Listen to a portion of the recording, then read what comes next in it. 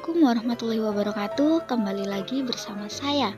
Di video kali ini, saya akan menjelaskan atau mempresentasikan kepada teman-teman mengenai proses pengolahan unsur nikel. Sebelum kita masuk ke materinya nih, enaknya perkenalan dulu kali ya. Perkenalkan, nama saya Devi Ayu Tami dengan nomor absen 8 dari kelas 12 Kimia Analisis 2. Teman-teman sudah tahu belum apa itu nikel? Nikel sendiri merupakan sebuah logam berwarna putih keperak-perakan yang ringan, kuat, anti karat, bersifat keras, mudah ditempa, sedikit feromagnetis, dan merupakan konduktor yang baik. Nikel juga tergolong dalam grup logam besi dan kopalt yang dapat menghasilkan alloy yang sangat berharga loh. Nikel juga cukup bermanfaat loh bagi kehidupan kita. Nikel digunakan dalam campuran pembuatan stainless steel, bahan pembuatan koin, campuran besi baja, pelapis anti karat, dan juga digunakan pada bahan industri baterai. Nah, kita masuk ke pemeran utamanya nih, yaitu tahap pengolahan. Pengolahan ini bertujuan untuk membebaskan dan memisahkan nikel dari mineral yang tidak berharga, sehingga setelah dilakukan proses pengolahan, dihasilkan konsentrat yang bernilai tinggi atau nikel yang bernilai tinggi dan memiliki nilai jual. Ini dia tahap-tahap dalam pengolahan nikel yang akan saya jelaskan pada slide berikutnya. Oke, kita masuk pada tahap pertama, yaitu kominusi. Kominusi sendiri adalah suatu proses untuk mengubah ukuran suatu bahan galian menjadi lebih kecil. Hal ini bertujuan untuk memisahkan bahan galian dari mineral pengotor yang melekat bersamanya. Kominusi meliputi crushing dan grinding. Crushing sendiri adalah suatu proses yang bertujuan untuk meliberalisasi mineral yang diinginkan agar dia terpisah dengan mineral pengotor yang lainnya. Alat yang sering digunakan adalah jaw crusher. Oke, selanjutnya kita masuk ke proses kedua masih di dalam kominusi ya, yaitu proses grinding. Grinding merupakan tahap pengurangan ukuran dalam batas ukuran halus yang diinginkan.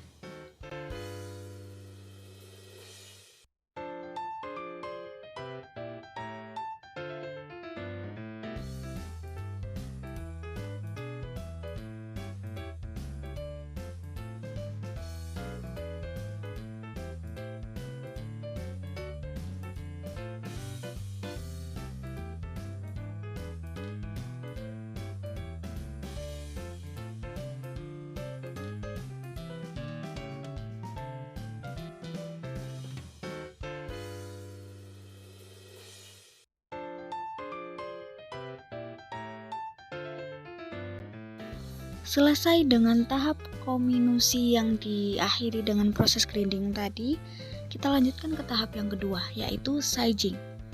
Sizing merupakan proses pemilihan biji yang telah melalui proses kominusi sesuai ukuran yang dibutuhkan.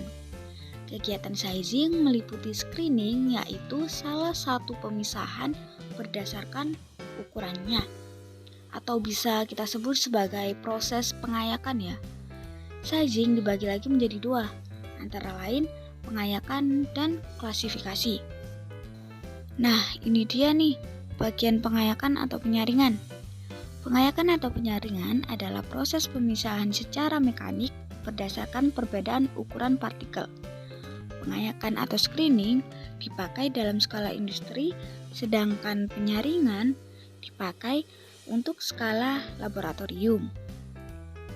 Dalam skala industri, alat-alat yang umum digunakan untuk screening yaitu ada stationary grizzly, roll grizzly, sieve pen, revolving screen, vibrating screen, shaking screen, dan yang terakhir rotary shifter. Nah, untuk alat di video ini menggunakan alat rotary shifter.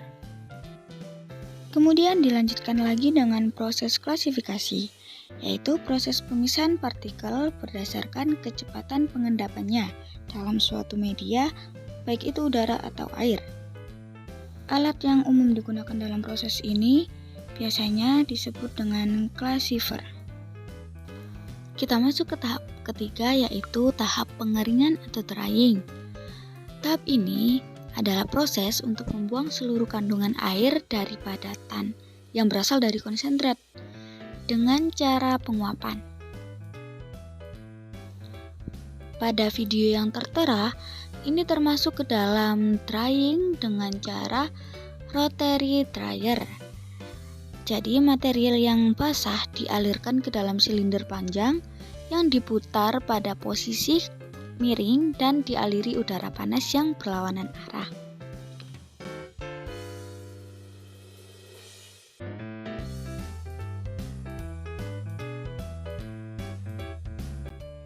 Oke, kita lanjutkan lagi nih ke tahap berikutnya, yaitu kalsinasi dan reduksi di tanur produksi. Tujuannya untuk menghilangkan kandungan air di dalam biji. Reduksi sebagai nikel oksida menjadi nikel logam dan sulfida.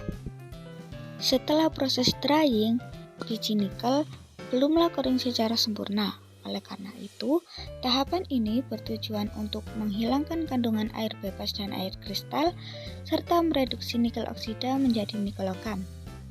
Proses ini berlangsung dalam tanur reduksi. Selain itu, dimasukkan pula batu bara yang berfungsi sebagai bahan produksi pada tanur.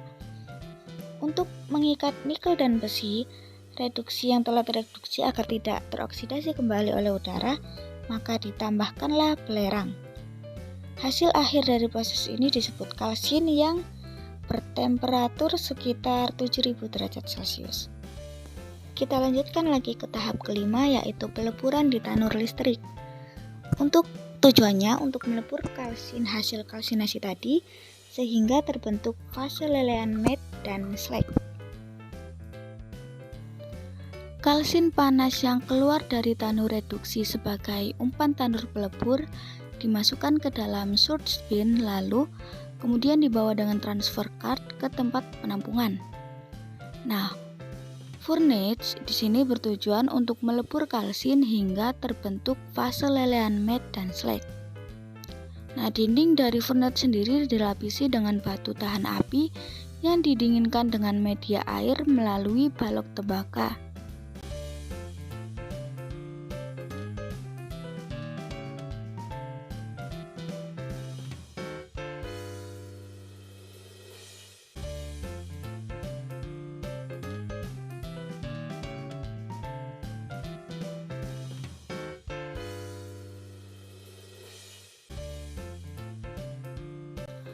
Bentuk lelehan dan slag kemudian akan terpisah berdasarkan berat jenisnya.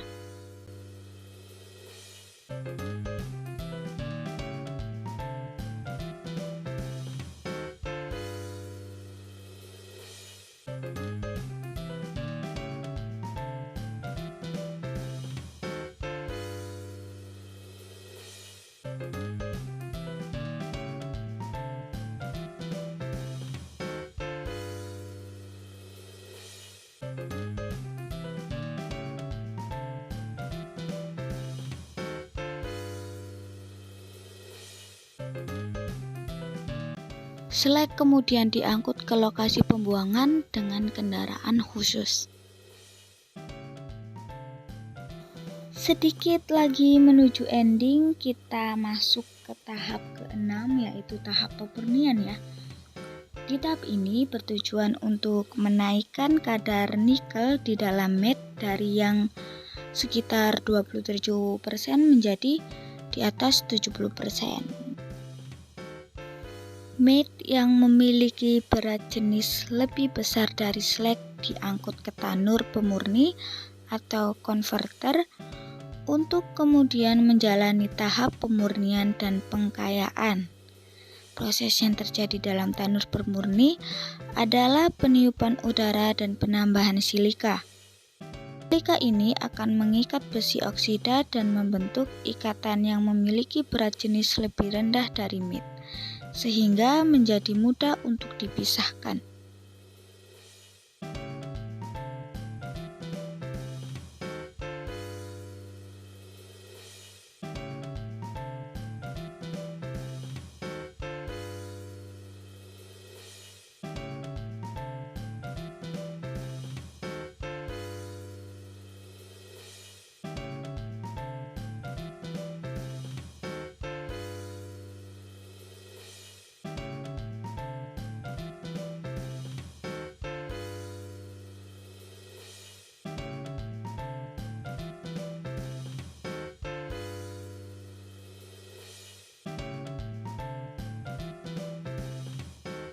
Kita sudah berada di akhir proses pengolahan biji nikel, yaitu proses granulasi dan pengemasan.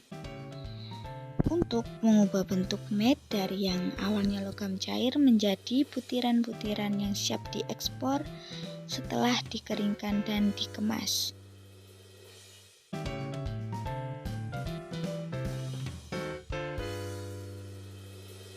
Pada tahap akhir ini, lelehan matte dituang ke dalam tandis sembari secara terus-menerus disemprot dengan air bertekanan tinggi.